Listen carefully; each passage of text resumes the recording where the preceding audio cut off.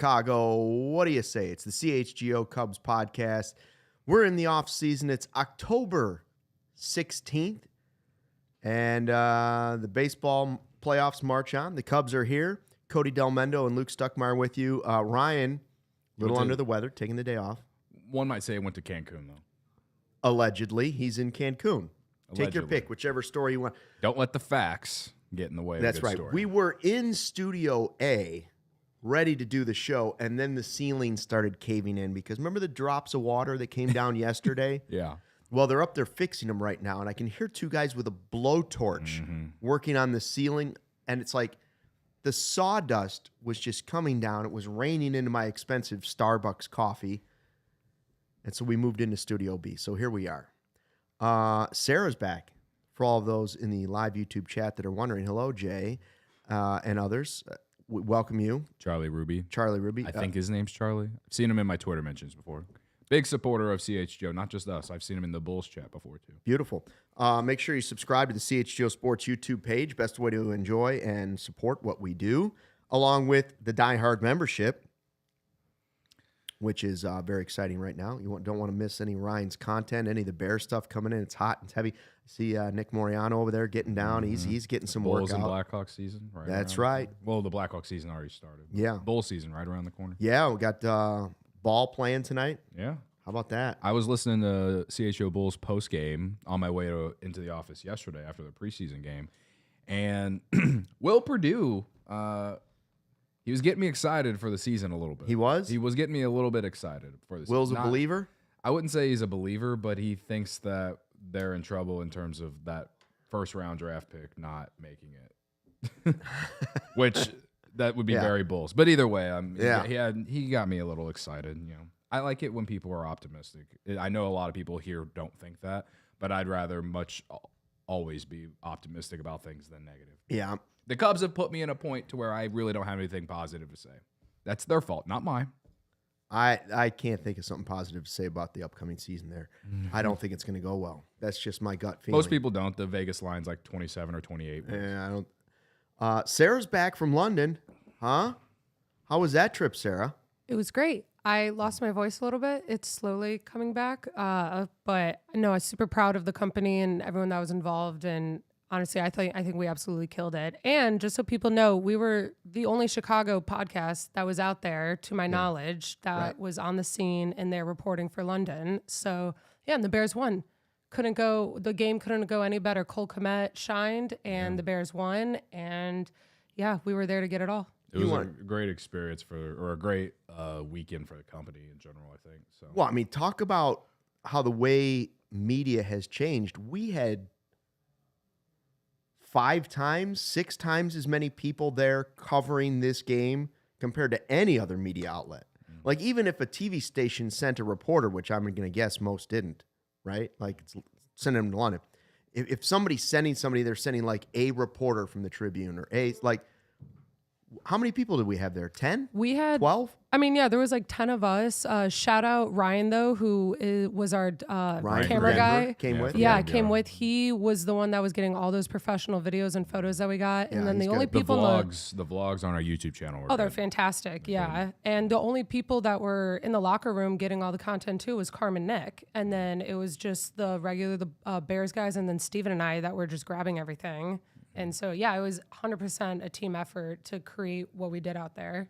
Yeah, it was awesome. It was a great job by everybody. Now, the big thing is send us to Japan. Right. Tokyo. That is the goal. What is it, the 18th and 19th of March? It's like mid-March, yeah. It's mid-March, right after, I think, St. Patrick's Day. We'd probably miss St. Patrick's Day, but we'd celebrate it in Tokyo.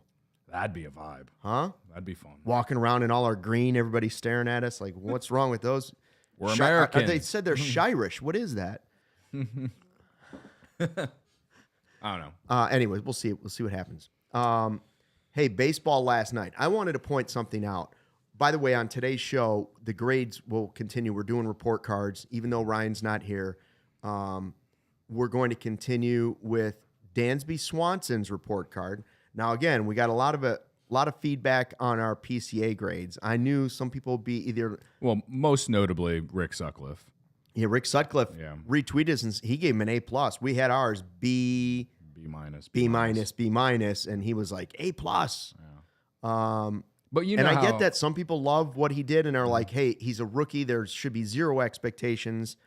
I can't go that high because the first part of what he was doing was a struggle, which is also, I understand, part of the process, but he wasn't rookie of the year. He wasn't Jackson Merrill. He wasn't. Right. Yeah, I mean, again, like we've said about the grades, they're subjective. Like, everyone has their own grading scale. So, okay, we gave him Bs. Like, how can you I think all three of us personally, it's like, okay, you can't give the guy an A because outside of August and half of September, he didn't hit. Right. All right. I love how it ended. Yeah. But it also wasn't his whole season. If he had at least been a league average hitter to go with that elite defense, I probably would have given him an A. But he was a terrible hitter in May and June. Right.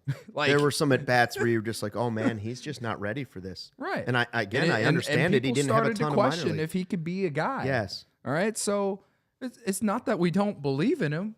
But again, the grades are subjective. Everyone has their own grading scale. My grade, I gave Ian Happ an A because he met every single expectation that I had and more, honestly.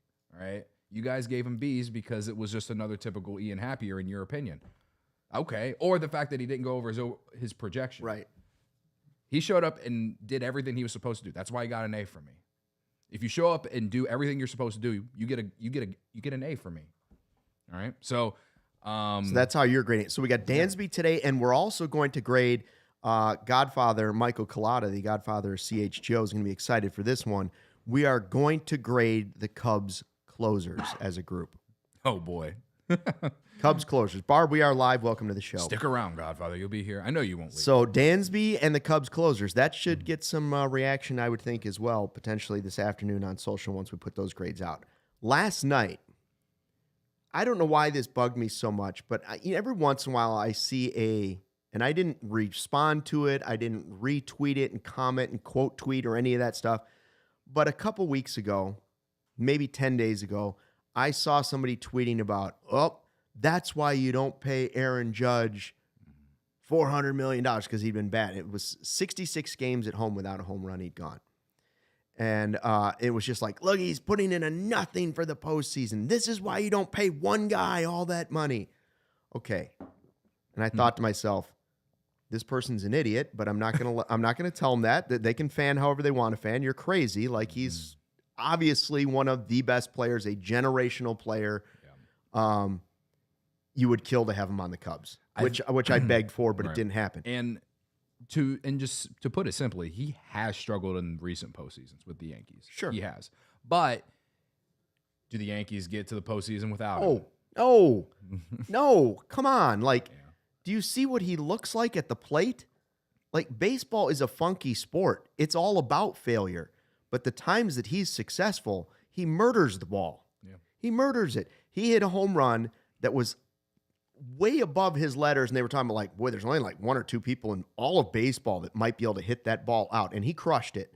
And then they put up a graphic, and I was like, man, I hope whoever that was, and it was multiple people were chiming in on it. Yeah, that's why you gotta have a well-rounded team and this and that. And I was like, I don't disagree with some of what you're saying, but they put out this graphic on the broadcast, and I was like, there you go. I hope you're paying attention to this. Aaron Judge homers, and then they pull out most postseason home runs in New York Yankees history. Okay? Keep in mind who you're talking about. You're talking about the Yankees. Yep. Bernie Williams has 22. He leads the list. I would have not guessed that. I wouldn't have either. Then Jeter, Mickey Mantle, Babe Ruth, and now Aaron Judge. Wow. Okay? So he's behind Babe Ruth by one, and he's 4 behind Mickey Mantle. Let's stop with the guy who's terrible in the postseason. Okay, like, he still does what he's supposed to do. And it did take me back to when people were complaining about it. It takes me back to, like, the 08 Cubs when those guys just could not get a hit. Their big hitters just could not get a hit, right? Yeah. And it just happens sometimes. That's the game of baseball. And that's why You hope to have some guys that are slightly different types hitters. You like to have a slugger. You'd like to have a Nico Horner. You like to have a nice mix of players. But even that doesn't guarantee that you're going to score runs. Mm-hmm. Just stop with that's why you don't give a ton of money to one player. What team in their right mind wouldn't want Aaron Judge on their roster right now? Really bad organizations that don't think that it's worth it, I guess. I mean, he's hitting that home run, and I'm watching him. I'm trying to envision him in a Cubs uniform. Like, this guy would be Zeus running around the bases at Wrigley Field. I think it'd be different if like he was just like a DH or something. Oh, he's center fielder. But he plays a really good center field too. He plays a good outfield.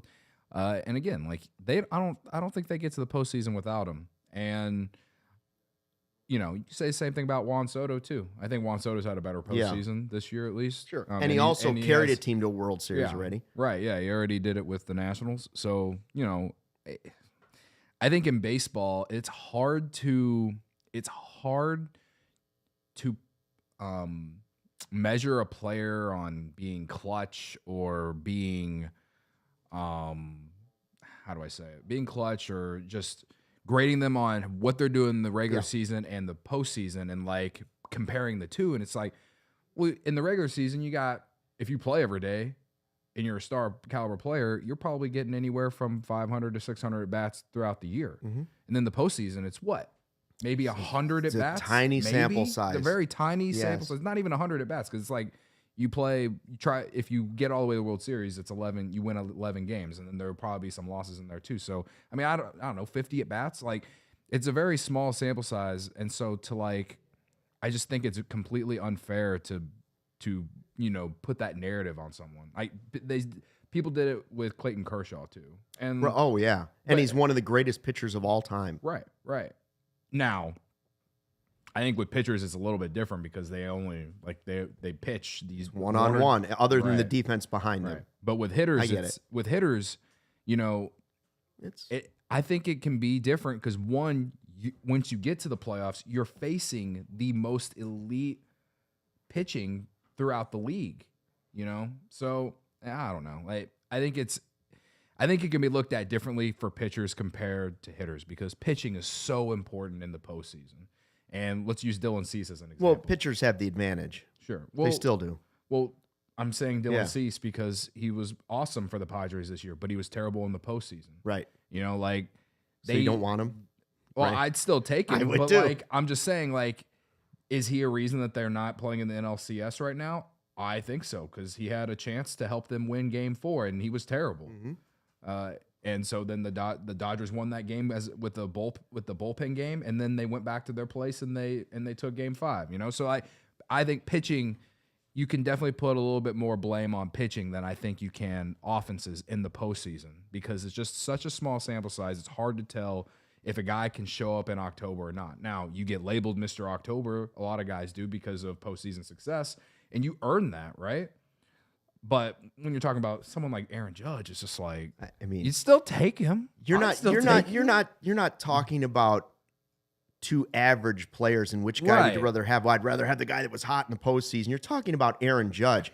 I mean, even the Cease, like you're talking about Dylan Cease.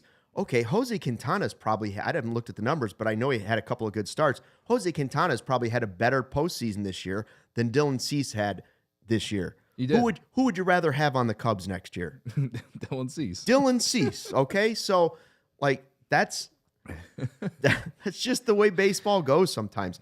Aaron Judge is a great player, and he's someone that if he's on the television, I walk through a bar or a restaurant or the house, and he's at the plate, I'm stopping what I'm doing. A similar narrative was showing up with Mookie Betts as well. Yeah. Because his last couple years with the Dodgers, he didn't even get a hit in the playoffs.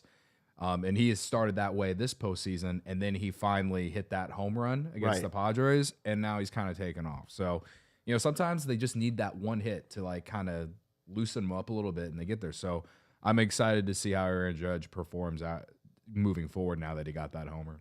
Okay, report cards are on the way, but first we've got some of our great sponsors to tell you about. I have to tell you about a game-changing product that I use before a night out with drinks. It's called pre-alcohol. Let's face it, after a night with drinks, I don't bounce back the way I used to. I have to make a choice. I can either have a great night or a great next day. That is, until I found pre-alcohol. Let me tell you, for our folks that went to London, this was a critical product to pack in their luggage. Let me tell you, there's a surefire way to wake up feeling fresh after a night of drinking. It's with pre-alcohol. ZBiotics Pre-Alcohol Probiotic Drink is the world's first genetically engineered probiotic, invented by PhD scientists to tackle rough mornings after drinking. Here's how it works. When you drink, alcohol gets converted into a toxic byproduct in your gut. It's this byproduct, not dehydration, that's to blame for your rough next day. Pre-alcohol produces an enzyme to break this byproduct down. Just remember to make ZBiotics your first drink of the night. Drink responsibly, and you'll feel your best tomorrow. Every time I have pre-alcohol before drinks, I notice a difference the next day. Even after a night out, I can confidently plan on tomorrow without worry. I kept hearing about pre-alcohol. I wondered what it was really like. Now I've tried it, and I believe the hype. And with their GMO technology, they will release different products that help address toxic byproducts of modern living in the gut. Go to zbiotics.com/CHGO Cubs to learn more and get 15% off your first order when you use the code CHGO Cubs at checkout. ZBiotics is backed with a 100% money-back guarantee, so if you're unsatisfied for any reason, they'll refund your money, no questions asked. Guys, some beers can say they're brewed for baseball. Only Blue Moon is brewed by baseball. Beer and baseball just go together, and no beer goes better than the one that was literally born in a ballpark. Blue Moon was created at Coors Field in Denver, Colorado. It's the natural choice all season long and into the fall, even if your team doesn't make the postseason. I spend my summers thinking about where can I relax? Where can I have a nice ice-cold Blue Moon and an orange? Sometimes it's on the boat. Sometimes it's by the beach. Sometimes it's at a pool. Sometimes it's just sitting on the couch. Or the lucky people that have one of those porches where you can just sit and watch people walking by. Here at the studio as well. Here at the studio, right. Yeah. It's got a great Blue Moon Belgian style wheat ale. It's one of a kind beer every time. It's carefully crafted and fully flavored. It's got a bold flavor with a bright explosion of color. Bring the ballpark to you with Blue Moon Belgian style wheat ale. It's one of a kind every time. Get Blue Moon delivered by visiting get.bluemoonbeer.com/CHGO to see your delivery options. That's get.bluemoonbeer.com/CHGO. Blue Moon, made brighter, celebrate responsibly. Blue Moon Brewing Company, Golden, Colorado. All right, we have our report card day. It's October 16th. Ryan is off. Cody and I are still putting in the report cards because teachers got to teach. Before we get to that, did you see, by the way, that the Trop is not going to be ready after the hurricane? It won't be ready for the start of next season. I mean, basically, like 3/4 of the roof was ripped off of the building. Mm-hmm. It reminded me of when the Metrodome collapsed that time. But I believe people were going there for like shelter. And it still came off. What are there? There's 3 triangles, and it looks like maybe 17 of them are now missing. That's crazy. I mean, horrible. And you're hoping everybody's starting to recover down there. You know, Red Cross is trying to do a lot of great stuff and help people. The ballpark is the least of everybody's worries right now. Mm-hmm. Should be, right? Mm-hmm. Where should they play? I saw Jim Bowden put a tweet out and say it's not going to be ready. And let me tell you, Twitter is not a place for people to be sympathetic.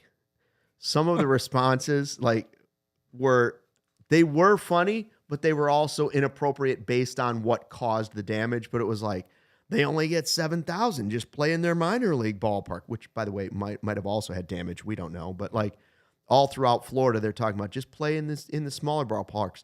Go to Montreal, lose the team, get rid of the team.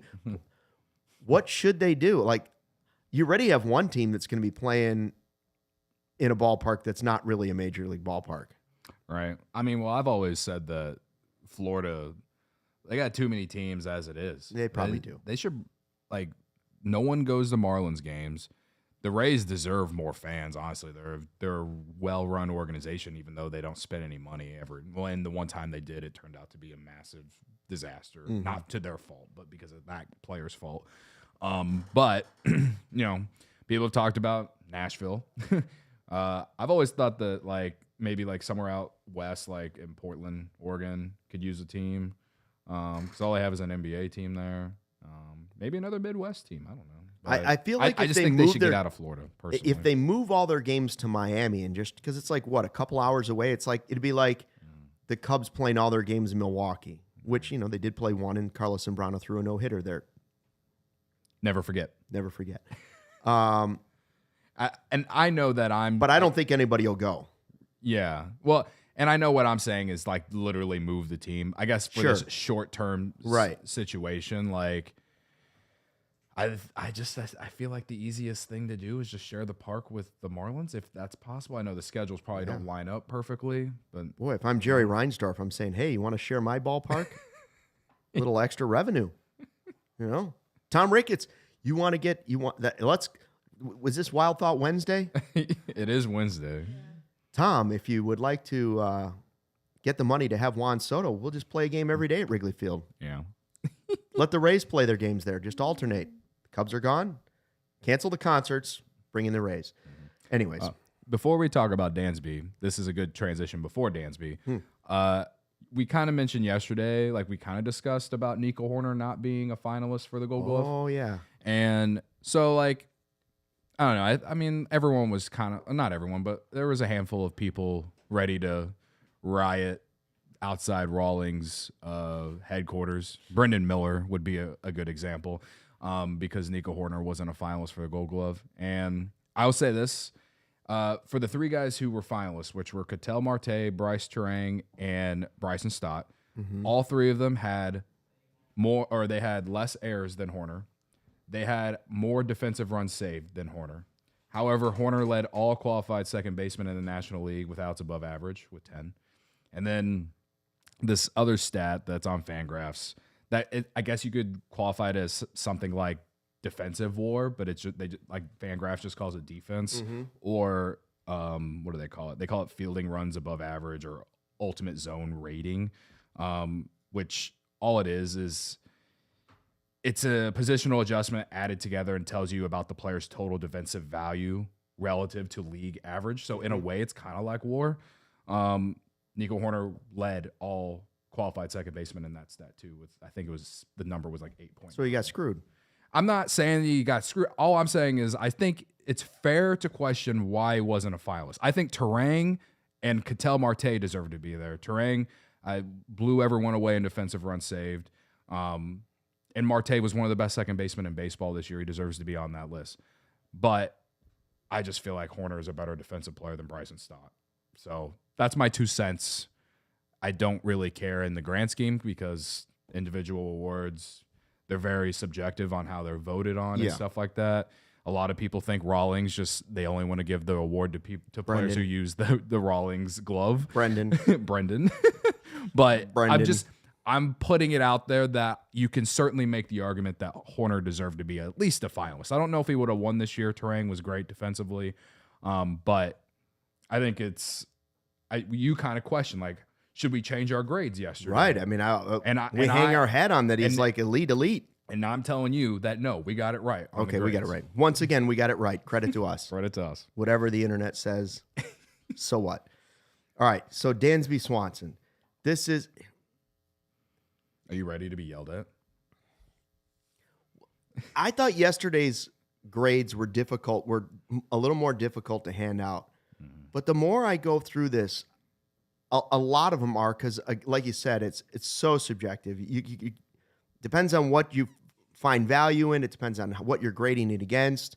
We don't have a defined scale. I'll say this. There are players that are, for instance, like Jay Cutler was a lightning rod when he was here, right? People either loved him or hated him. And it was like total despise, or it was, he's the best. You might not like him, but he is the best quarterback we've had. Dansby Swanson takes a lot of heat. It's because of the contract, I guess, and then the contract doesn't equal a lot of home runs. And I think people associate shortstop with home runs. But if you saw that the player that they were getting, I think you know that that's not like, he had a career high in home runs, I believe, coming to the Cubs the year before. But that doesn't mean that's his average. That's not what he's going to give you on a regular season. So I think some of the expectations are slightly unfair. That said, he didn't have a career high in homers, but it was the second highest of Yeah. his career whenever he came to the Cubs. he was going up in home runs, right? So who's a bigger lightning rod on this team? Ian Happ takes a lot of it. Dansby takes a lot of heat. Are they the top two? I think so. I think people want to be on board with PCA, but boy, when he was struggling early, people were jumping off that. I would say it's those two. I would say it's Happ and Swanson are the two that. Kyle Hendricks was another one this season, but I think Hendricks is different just because like we all know he's older and this and that, and I think a lot of fans thought he was washed, despite the fact that he was a really solid pitcher for them in 23. But polarizing players on the Cubs, despite some fairly productive years, I would say the polarizing players, despite their, I mean, they're not controversial off the field. No.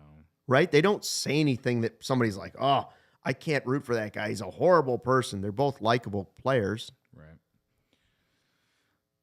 I mean, I talk about how this team is boring all season. I wouldn't say that there's a lot of lightning rods. I think that Ian Happ and Dansby Swanson take the heat of the criticism the most. Yeah. You know what I mean? As far as a lightning rod, I mean, I would just describe that as PCA. Like, okay. Yeah. But as far as who takes the most heat on this team, I think it's those two. Maybe Bellinger just this one year, but like everyone wanted him here, you know? Did he live up to the $30 million he made this year? No. No, Morel was another one too. There's the people either loved Morel or he's a bum and he can't hit. Yeah. He's a bum and he can't hit. Okay, he's gone. Now be nice, Sarah. Didn't you see how polite the people were in London?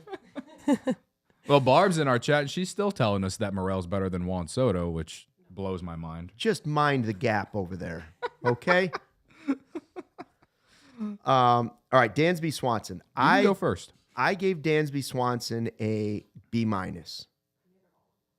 Okay? So in that you're just giving it away for everyone. I know it's because I had it all prepared, and then I didn't want to have wood falling on me. All right, so let's just put them both out there. I went B-. Before anyone else. We'll just pretend everyone's not looking.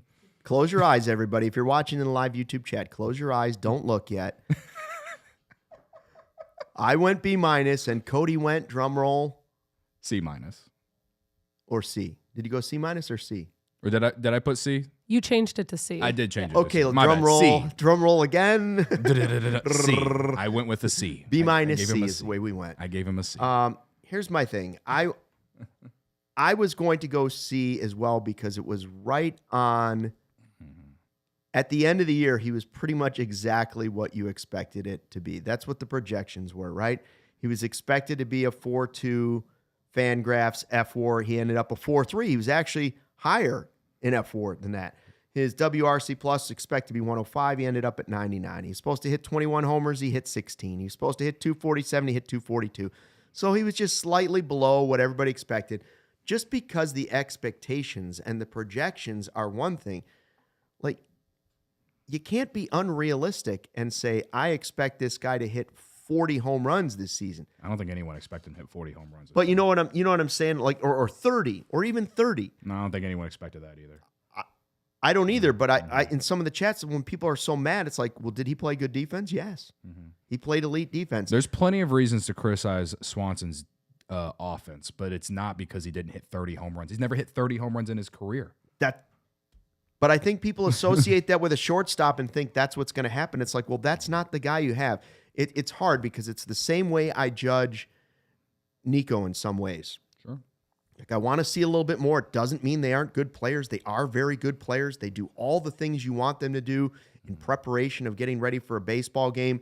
And on the team that they are on, the way it is currently constructed, it hasn't led to success as a team.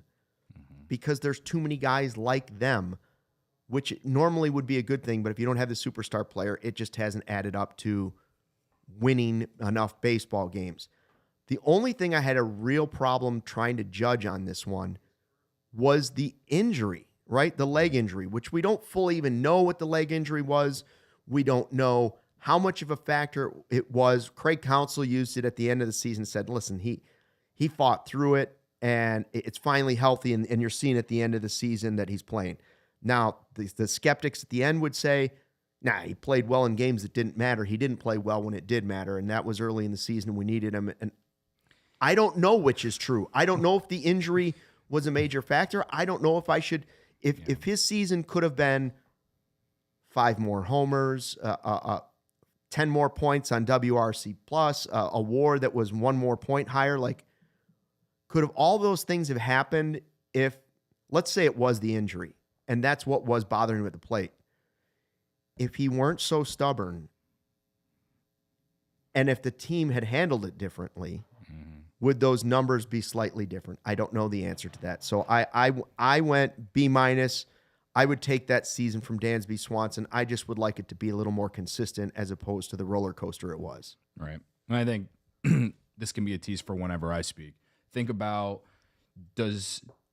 should we as fans expect Dansby Swanson to be a run producer for the Cubs? Ooh, that is a good tease. Should he be a run producer? Should he be expected to be a guy who drives in 100 runs? I don't think so. So we can use that as a tease. Tell us about our friends at good old Sunnyside. Well, I need my thing to. Here we go. They're here to elevate your autumn, Cody. That's what they're here to do. Sunnyside is here to elevate your autumn. They're here to elevate the autumn. Sunnyside is your home for judgment-free cannabis shopping. They have a crazy selection with over 100 different strains to choose from with easy online ordering and in-store pickup. Wherever you are in Illinois, Sunnyside has a location for you. They have spots as far south as Champaign and as far north as South Beloit. Stop in the store nearest you for expert guidance from their staff or select the quality lines like Cresco or Full Arc All. All right, available now is the good news. New limited time offer, Island Vibes. It's available in disposable vapes, 510 carts, and live resin gummies. All right, it's it's for the next level staycations. It's for I'm reading this. They updated the ad reading. I'm so confused by it. Anyway, get it. All right, Island Vibes. It's a new one. Check it out. Okay. I always pick up Mindy Siegel's award-winning chocolates at Sunnyside. Yeah. Thankfully, or largely because Corey Friedman will not shut up about them. Not that I want him to. He just talks about them so much. Those are his favorites. They've become my favorites. You too can get those by visiting sunnyside.shop for bright buys every day, including 50% off your first 3 online purchases. All you got to do is enter promo code HICHGO at checkout to qualify. Exclusions apply. Sunnyside Cannabis Dispensary. Bright buys every day only for 21 plus or Illinois medical card holders. Adventure is calling. Answer it this October by shopping new low prices during Jeep Adventure Days going on now at Ray Chrysler Dodge Jeep and Ram. Stop in today to browse their huge inventory of new vehicles, and right now shop electric savings like 0% financing for 72 months on a new 2024 Jeep Grand Cherokee 4xE and Wrangler 4xE models, or shop over 125 vehicles they have priced under $20,000. Let the amazing team at Ray CDJR help you during each step of your car shopping journey. With Ray's Price Promise, the numbers you're hearing right here on the podcast are the same you'll see in store or online. That's because Ray's Price Promise means no price changing, no add-ons, and no hidden fees. Since they prioritize affordability for their customers, hurry into Ray CDJR today. Shop one of the Chicago area's largest inventories, then drive home with more money in your pocket than you'd expect. So if you're in the market for a new vehicle, then you have to check out the team at Ray Chrysler Dodge Jeep and Ram, because they are the only team we recommend. Visit them today on Route 12 in Fox Lake for more information. Visit Ray CDJR in Fox Lake or raycdjr.com, serving the community since 1963. Okay. I gave Dansby a B-. All right, you asked before the break, should we consider him a run producer? And my answer to that is no. We as fans should not. Because his career high in RBIs is 96, and the highest after that in his career, well, his 2 next ones after that were 88 the year before with Atlanta, and then he had 80 last year for the Cubs, in 23 for the Cubs. Now those are just runs batted in, whatever. You can look at that stat in many different ways. It's not necessarily looked at as like as an important stat as maybe people looked at it 15 years ago. The point is that Dansby Swanson has never been a offensive force. Okay, his highest WRC plus for his career was 117 his last year with Atlanta. All right, he was 106 in 2023 with the Cubs, and this year 99. All right, he gets a C for me because he was awesome for the last half of the year from mid-July to the end of the year, and he was absolutely atrocious in April through June. You mentioned the leg injury. That is what it is. He's also his own. He hurts himself in many ways. His own worst enemy sometimes. His own worst enemy because he tries to play through things. I respect it. So do I. I That's respect it a ton. with. When I talked to Ethan Roberts at the Club 400 event that Sammy Sosa was at, he was talking to me so much about how players around the league or the guys that he has met, they talk about how they respect so many players who try to play through injuries and stuff like that. They look at guys who do whatever it takes to not play and lose respect for those guys. So as a fan, like, I get it. Probably should have sat him for most of May, considering it was 2 weeks that he played with that knee injury. Then they put him on the injured list. Of course, he came back off the injured list and he continued to not really do anything until July. And I believe when he came off the injured list, it was either, I want to say it was late May, early June, somewhere in that range when he came back. I don't remember. It doesn't matter. The point is he was terrible the first half of the season. When we did our midseason grades our midseason grades at the All-Star break, I gave him an F. He was awful from the beginning of the season to July 7th. That's not even to the All-Star break. But I remember he started to figure it out that week when the Cubs went to Baltimore. Remember when they swept the Orioles and we were all like, they're back? Or at least we were kind of like, well, that was weird. That doesn't make any sense, right? That's when he started to hit. And that's why they swept the Orioles that week, was not only their great pitching, but he started to hit, all right? But the first half of the season, in 310 plate appearances up until July 7th, he hit 204 with a 281 on base percentage and a 341 slug with a 77 WRC plus. That is awful. Absolutely atrocious. That is worthy of an F when you're making $20+ million a year and all that. All right. However, and it may have had something to do with the injury. It may not. Right. We just don't know the answer to that. Right. From July 8th through the end of the year, though, that's 283 plate appearances. So it's not 310, but still a lot. Still a lot. A big sample size. He hit 282 with a 346 on base percentage and a 443 slugging percentage with a 122 WRC plus. Pretty good. His K rate went from 27% in the first half of the season to 20% the last half of the season. He walked almost 10% of his play appearances. And yeah, like he was obviously better. Okay. This is the reason he gets a C for me. Whenever Sarah asked me, I originally said C-. That's why when we were talking earlier, I was like, did I say C-? And I forgot. Like, what's the difference between a C and a C-? What's the difference between a B, a B-, and a C-? They're all right there. Yell at the clouds some more, guys. I don't know. But all I'm saying is that did he play up to the contract this year? In many ways, you can say yes, because the market is significantly different than it was 10 years ago or 8 years ago when the Cubs gave Jason Hayward that contract. Yes. Okay? The market is significantly different. You want to blame Swanson for a lot of things? Instead of blaming Swanson for a lot of things, just blame Jed Hoyer.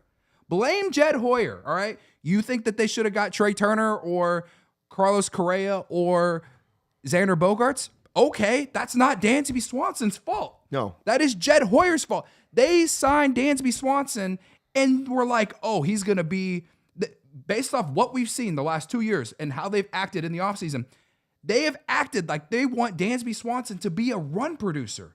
The best run producers in the league make twice as much money as he does. Okay? I'm not saying that you can't be down on him. I'm not saying that you can't disagree with my C. Sure, I think in many ways you can say he deserves a D. You mentioned about not hitting when they need him. Well, what about in 2023 whenever there were players at the end of the year that played better in the first half of the season, but didn't play as great in September, 1 month, and people want to grade it off that. Okay, he showed up when the Cubs were still trying to make a playoff run. Was it a miracle run if it would have happened? Absolutely. But he still played his best baseball, in my opinion, when the Cubs needed him to do it. You can't go through a 2.5 months slump. Absolutely. You cannot do that. And that's why he's not getting a B for me. But at the same time, when you look at him and you look at his career, anyone who is expecting more than what we've got from him the last 2 years, you are setting yourself up to just be pissed off. That's what you're doing. He's never been a run producer. He's never been a guy that's going to hit in the middle of your lineup. I'll give him credit. He hit well enough in August and September to where Craig Counsell actually put him up in the 2-hole, and he kept hitting. But at the same time, though, it's kind of like you just need some consistency. Like you said, you need some consistency. You can't have that 2.5 month stretch, whether it's the injury that he played through and whatever. To me, he still showed up and did basically what he has always done in his career. The offense has to be more consistent. The defense was still there outside of some bad moments in April. I get it why some people would want to give him a lower grade because he's making $25 million a year or whatever. But, like, I'm sorry. Like, what if you want to be mad at Dansby Swanson, again, be mad at Jed Hoyer for not adding the offensive bat that they absolutely needed, like we all said, because if you added a big bat to go in the middle of that order and you got Hoerner and Swanson towards the bottom of the lineup, the offense probably has more balance, you probably have more threat, and we probably look at him a little bit differently. He was hitting 9th for the Braves when they won the World Series. I don't know, man. We just talked about Ray CDJR. The car is the car. Right. If you as a fan want a big, bulky V8 SUV to carry stuff in, that's okay. Mm-hmm. But if the team goes out and buys a luxury convertible, don't be mad at the luxury convertible that gets fairly good gas mileage and has leather seats, that it's not a big, beefy SUV. Yeah. He's not going to change into that. The front office, the way that they've acted the last 2 off seasons, they are the way that it comes off from the outside. It's like they're expecting or projecting that Dansby Swanson is going to turn into this power hitter of sorts.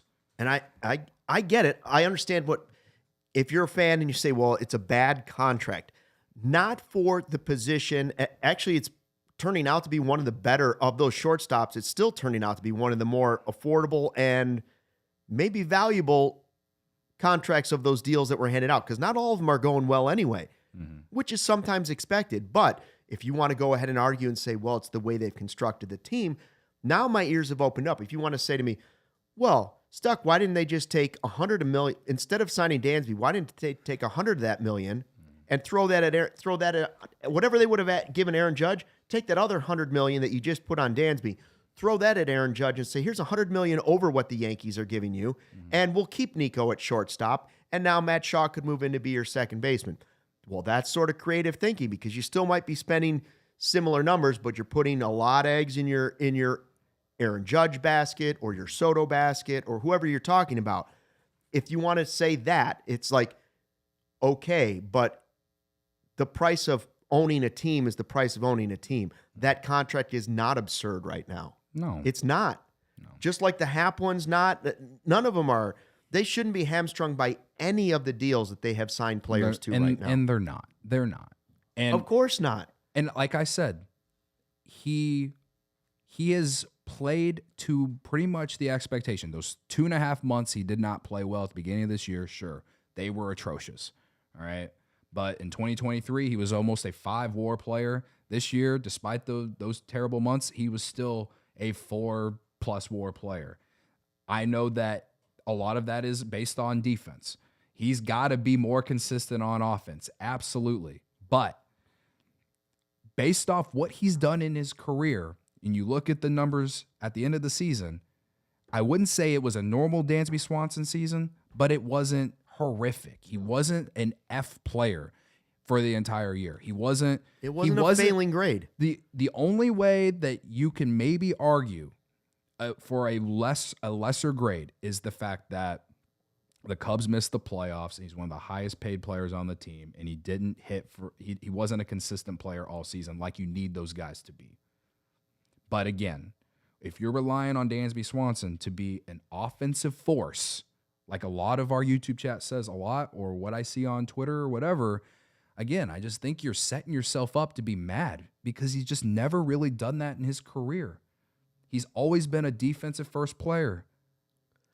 That's just what it is. And I'm not even really trying to say that like it's the front office's fault that he's this. All I'm saying is I think people's expectations are too high. And it's because of how much money he makes. When in turn, when you look at the market and you look at the highest paid players in the league, he's nowhere near that. So I don't know, man. Christian A said Jed didn't pay $177 million for a below average hitter. No, he did. He did, but way above average defensive player. Yeah. Like that was sort of the idea was, listen, that was the year, if I'm not mistaken, that they said it sort of fell into our lap that how can we improve the team? And we looked to ourselves and we said, all of a sudden the defensive improvement was sort of falling in our lap. Mm-hmm. Nico has agreed to move over to second. We can put Dansby there. Now up the middle, we have one of the strongest defenses in baseball. And we can improve in center field, and we can this and that. That was the way they try to improve this year. The problem is that right now, this team needs to start improving some of the slug. And so I have Ghost to saying, listen, if you were to improve the team, where would you say? Shortstop. Sure, because traditionally there's a lot of shortstops that can be also the superstar player on the team, and a lot of times that comes with home runs. That's not the guy that they signed. They signed the guy who is so slick with the glove that he's the best fielding shortstop that the Cubs have ever had at that position. Yeah.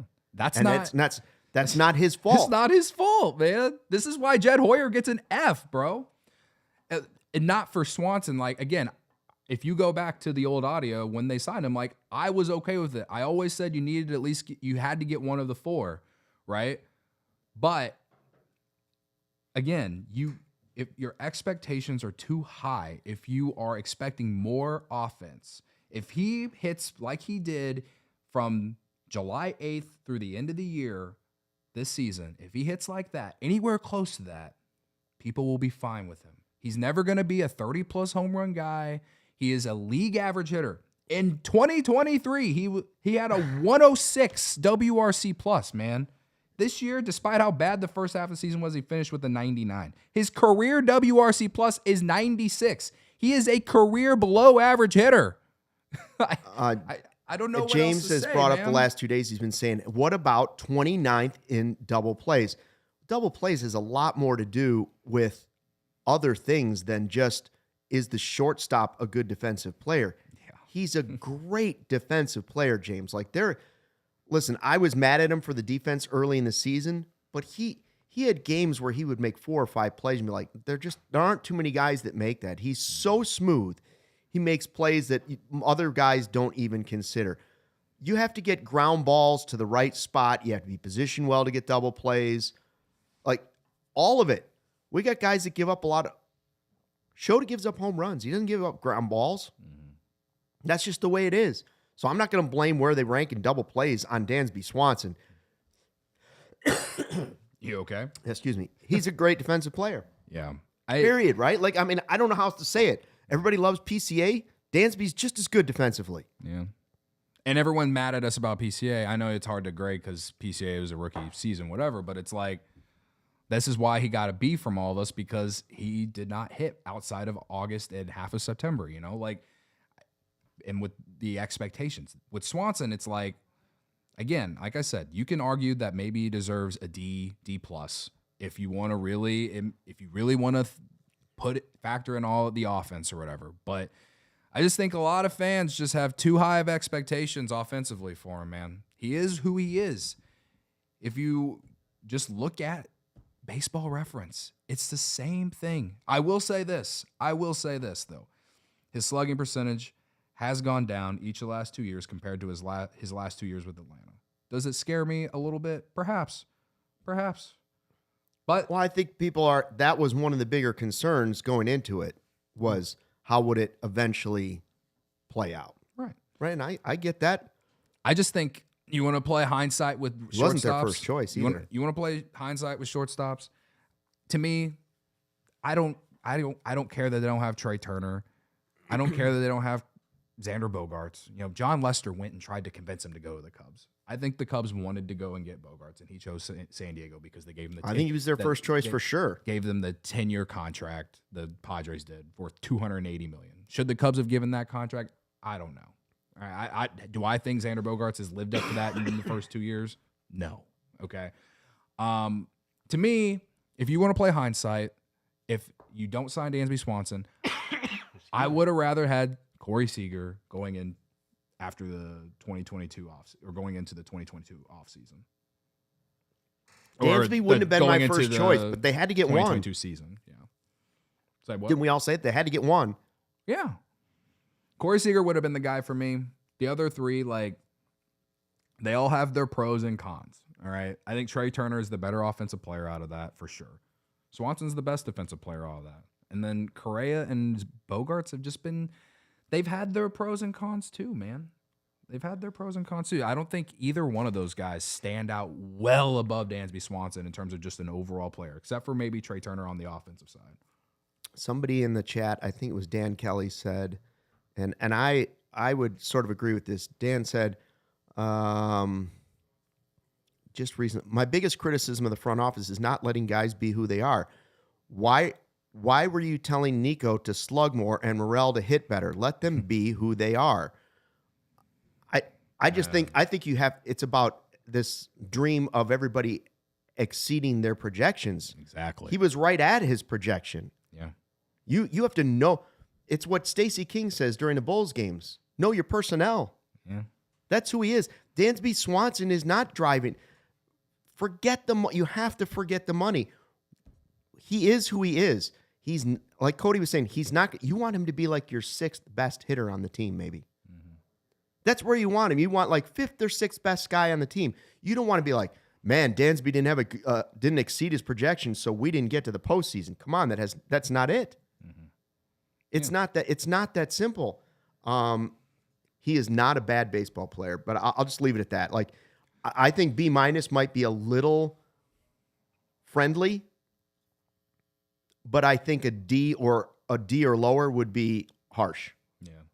No, and so I just think he's in the BC range. He was right about where he was supposed to be. He was great defensively. He was terrible offensively for half the season. And it was a little bit too much of a roller coaster ride for me. Just based off what I just said.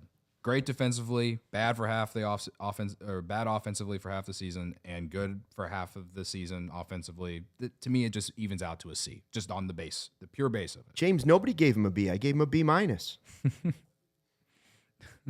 Believe me, I know my parents would remind me of that. That was not a B. You got a B-. That's almost a C. It's just slight. There it is. Cody gave him a C, and there's a B-. Nobody gave him an A. Somebody in the chat was like, "You gotta give him an A." Nobody gave him an A. He wasn't the highest paid player this year. Cody Bellinger. Did he have the highest WAR? He did have the highest WAR. Highest WAR on the team. Interesting.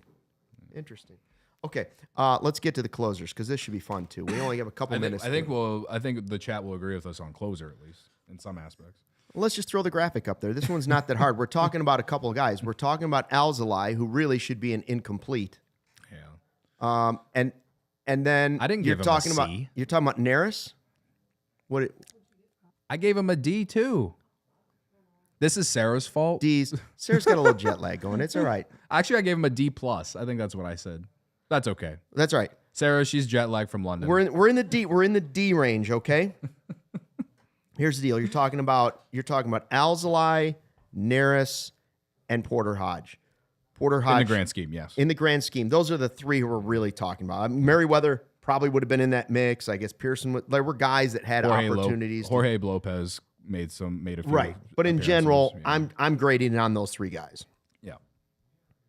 It took the Cubs too long to figure out that Porter Hodge could do it. That's the real problem. Mm-hmm. So if not for that finally figuring out and Porter Hodge delivering, it's an F. So the team is getting kind of piled into this grade a little bit too, because as you said, Neris was never supposed to be the closer on this team. Right. Now he wasn't good, but he was never supposed to be in that role. And ALLCITY, I still question.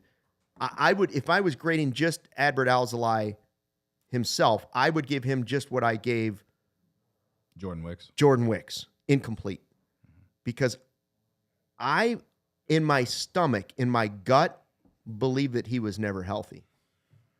I believe that the injury that he had at the end of last season, where all of a sudden the performance started going after a great run as closer, when we were all into the fist pump and all that stuff, all of a sudden it started going downhill, and it started being attached to, oh, he's got a little elbow soreness. He's got a little forearm tightness.